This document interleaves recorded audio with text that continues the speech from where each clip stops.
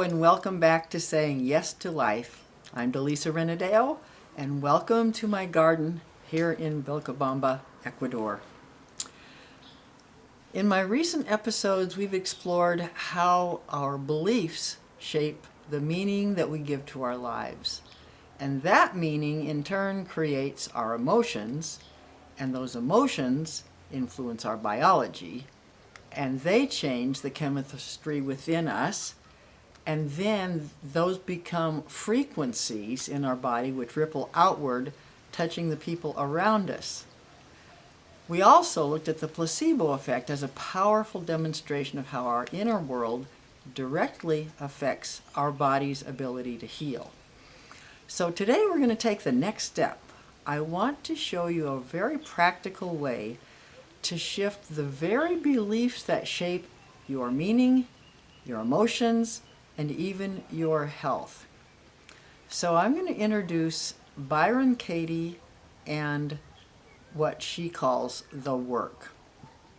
This woman, Byron Katie, developed this process based on the struggles that she had in her own life.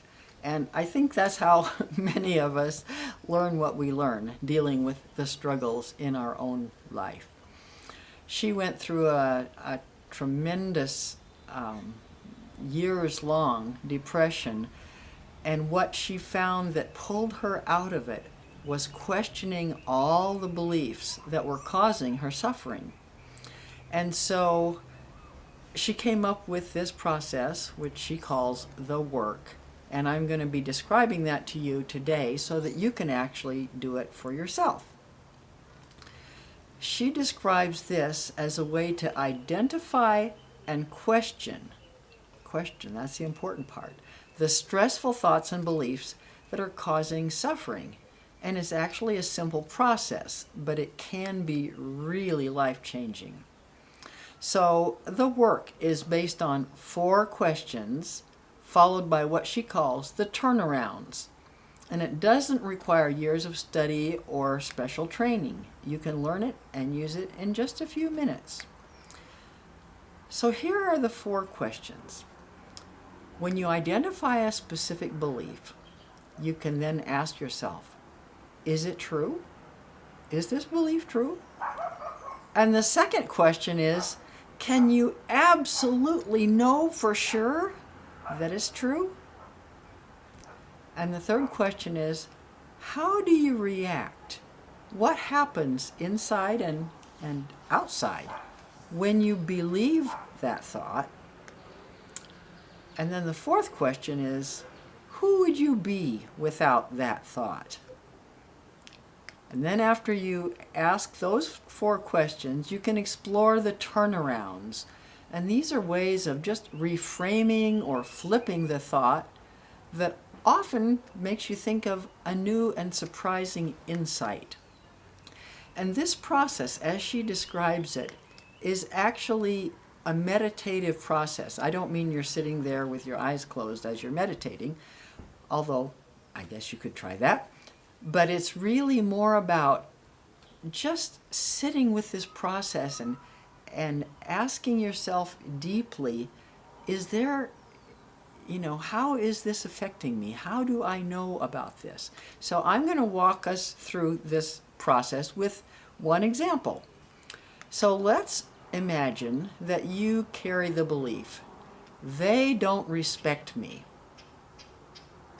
Okay, the first question is that true?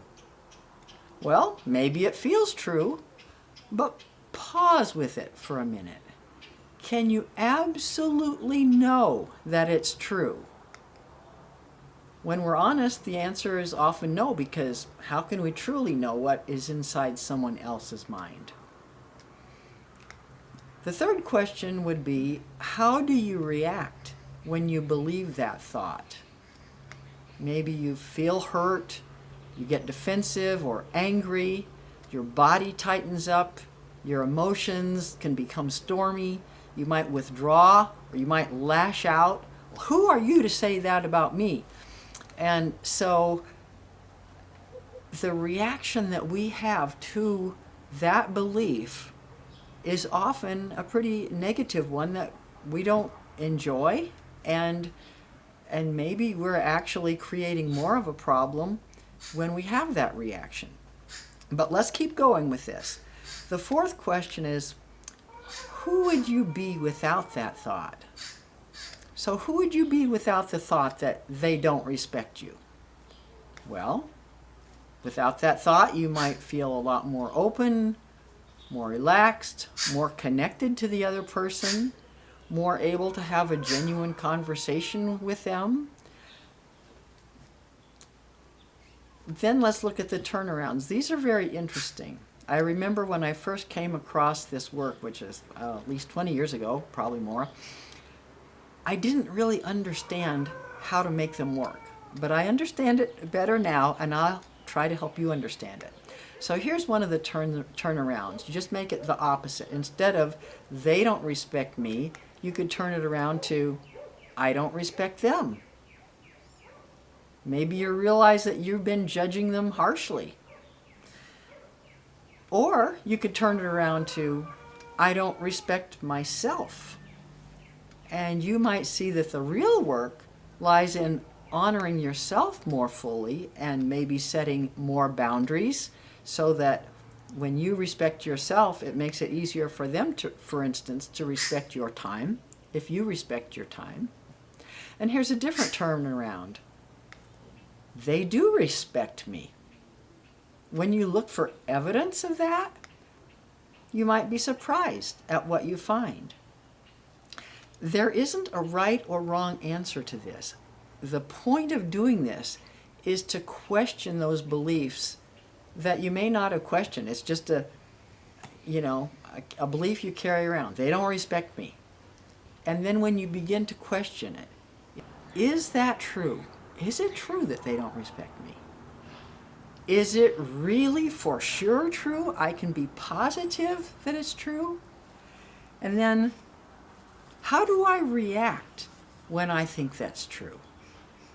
How do I react to those people or to myself when I think they don't respect me?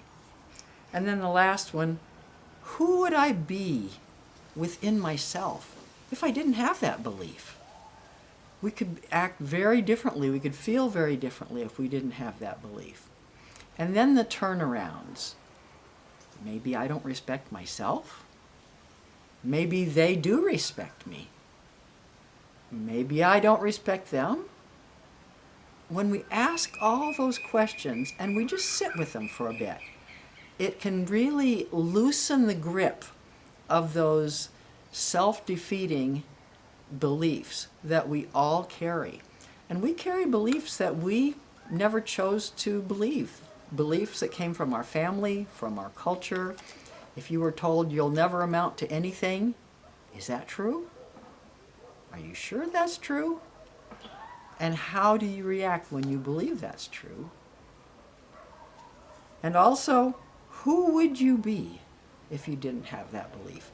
That's just another example of one of the beliefs that you might have that you didn't choose in the first place. And once this begins to shift in ourself, it can change our life completely.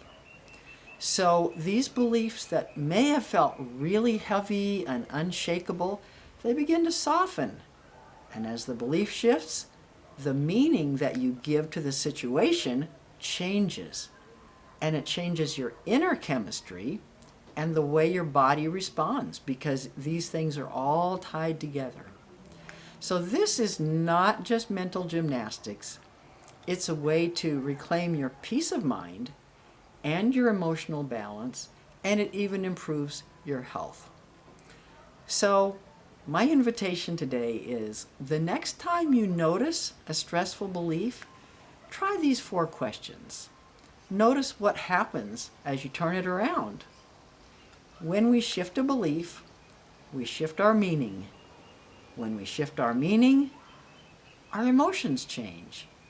And when our emotions change, we transform our inner environment, which ripples outward into the world around us. This is one more way of saying yes to life. Thank you so much for joining me today.